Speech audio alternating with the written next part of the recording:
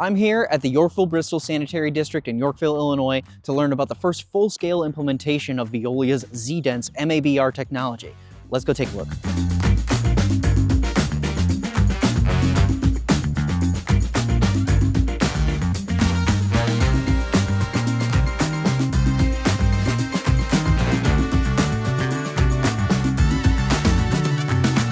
YBSD serves an area that's largely congruent with the city of Yorkville's boundaries. We're about 35 miles west of Chicago. I am Cyrus McMains. I'm the executive director at the Yorkville-Bristol Sanitary District. The last time the plant had expanded was 25 years ago, and since then the town has grown 3 or 4 times. And with that you have low flow fixtures, tighter sewers, so you have higher organic loads coming to the facility with lower carry water. So the plant needed to be able to treat a higher organic loading. Part of the challenge of expanding this plant is that there is a creek that runs through the center of it, and that creates a lot of complications from a civil engineering perspective as well as a cost perspective to install pipe that would connect both sides of the plant together. We are at the Blackberry Creek meets the Fox River, and the Blackberry Creek goes right through our property. So in order to build new processes and buildings across that creek becomes very expensive. So we were looking for other alternatives. And the MABR was a newer alternative that seemed to make a lot of sense. We liked some of the pilots and the data that we had seen, and the team seemed good to partner with. That team? Veolia Water Technologies and Solutions. Yorkville was the first full-scale implementation of MABR in 2017. The problem that the utility faced was they had an existing nitrifying activated sludge system. They had to expand organic treatment capacity. They had more industry coming into town, and they had to implement phosphorus removal. And they were motivated to do phosphorus removal biologically rather than chemically. The increased load and the phosphorus removal required them to change their bioreactor configuration and in fact, add more bioreactors. So instead, they chose to implement a MABR solution where we reorganized the biology to do BioP with an anaerobic zone and an anoxic zone. And we added ZeeLung cassettes to the anoxic zone to intensify the treatment. The ZeeLung product is a gas transfer membrane. So the way it's constructed is we start with a reinforcing core that gives the structural integrity to the product. You can think of that like a shoelace to give it structural integrity. Around that core, we orient a number of gas transfer filaments. So these are about the diameter of your hair, quite small, made of a plastic material that's selected for its properties to transfer oxygen. So we send then air down the length of all these tubes. Oxygen transfers through them to the biofilm that's growing on the outside in a super efficient way. We call that a cord. We take a series of cords and we pot them into a top and bottom collection header. And we put a series of, we call that a module. We put a series of modules into a steel frame we call a cassette, and that becomes the basic building block for an MABR project. In the case of Yorkville, we have 12 of those cassettes implemented, and we could add more in the future in a modular way. When it came to choosing this new technology, it presented an interesting quandary to Cyrus and his team. The comparison between going with something that's tried and true, stay on the shelf, versus something that's newer and innovative can be a daunting comparison, right? You know what to expect with something that's stay on the shelf. You know what to expect cost-wise. You know what to expect the duration of the construction. And then you have somebody that is offering a magic potion, right? Or a new tech. And when you start to look at some of the cost differences, we were looking at a cost difference of 4 times the cost to 1. So we decided to hear it out. And that allowed the utility, the district, to increase their organic treatment capacity by 25% in the existing tanks. That was a considerable capital cost savings versus a conventional upgrade, 75% lower capital cost.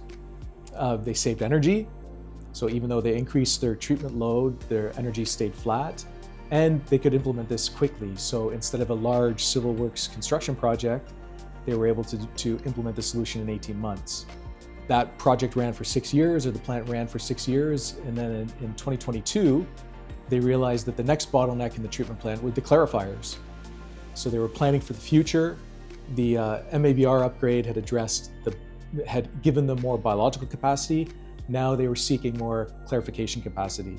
So again, the conventional approach was build more clarifiers. And instead, we worked with them to implement Z-Dense, where we added the Z-Dense hydrocyclones, improved the settling characteristics, and now we have realized 40% more capacity through the existing secondary clarifiers to obfuscate the need to build more secondary clarification. We had seen some of the information, we had seen some of the analysis, and it made sense, and it was worth the try for us.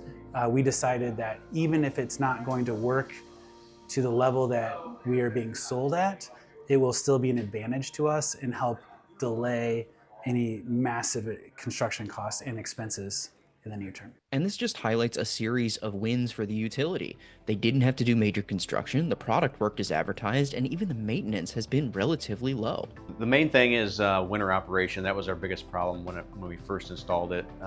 There's condensate lines, and Veolia, after the first year, added heat tracing to all of our lines that had freezing troubles. And since then, there really isn't a lot to operations. Sensor cleaning and sensor calibration, and servicing air compressor and the blowers themselves that feed air to the membrane cassettes. That's the major thing for operations and maintenance. Now, things just sometimes come through the sewer and throw a wrench into your day of plans, but for this technology, it's relatively easy to work with. Plastic bag had sucked into the feed pump and lodged itself in one of the hydrocyclone input ports. A pressure sensor trip indicating through SCADA that there was a pressure issue.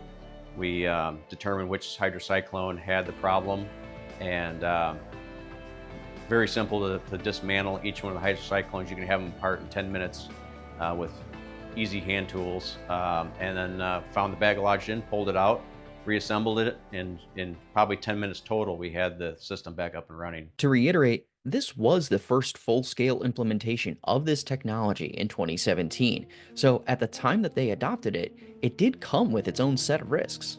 One of the difficulties in municipal work is being innovative and doing something that's slightly different than the mainstream, right? Mm-hmm. The mainstream is known, people are comfortable with it, there's a long working history with it, and there's no good risk reward. Like in the private sector, if you risk something and it pans out, great, you get a nice reward. If you risk something and it doesn't pan out, nice try. In the municipal side of things, if you risk something and it doesn't pan out, you get run out of town, right? If you risk something and it does pan out, then it's like, oh, good, you were just doing your job. So it's an asymptotical relationship there. So I think that discourages a lot of people. We are very fortunate, I believe, that we have the best staff. We have people that are very competent at what they do. They're empowered to make changes, ask questions. They communicate really well with each other, and they like to try things. And they're very good at articulating their fears as well, right? And being able to identify what your fear is gives the group or the team, the collaboration, the chance to respond to it. And if it doesn't work, then we don't do it.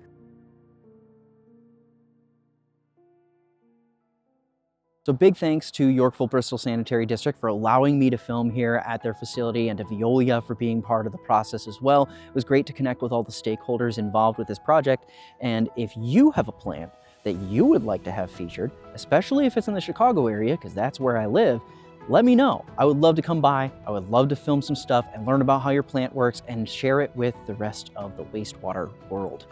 Until then, check out our video description below. We have a plant profile down there of the Orange County Groundwater Replenishment System.